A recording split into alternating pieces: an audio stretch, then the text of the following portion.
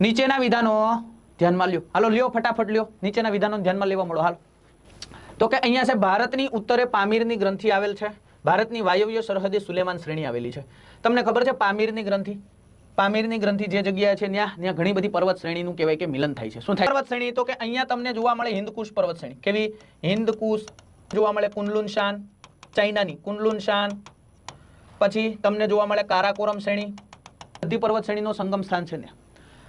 આ જે છે ને સુલેમાન શ્રેણી એ પાકિસ્તાનમાં છે. પાકિસ્તાન અને અફઘાનિસ્તાનનો જે ભાગ છે ને ત્યાં તમને સુલેમાન શ્રેણી જોવા મળે. મને કોઈ કહેશે સુલેમાન શ્રેણી, આ સુલેમાન શ્રેણીનું સૌથી ઊંચું શિખર કોઈને ખબર છે? પણ તમને કહું, જો યાદ રાખો, સુલેમાન શ્રેણીનું સૌથી ઊંચું શિખર છે તખ્ત એ સુલેમાન.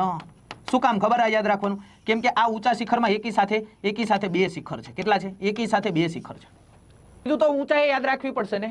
લખાઈ દઉં તમે કહેતા હોય તો ઊંચાઈ, હા ને લખાવાની જ હોય. લખો 3487 મીટરની ઊંચાઈ છે. કેટલી? 3487 મીટરની ઊંચાઈ છે આ તખ્ત સુલેમાન શિખરની.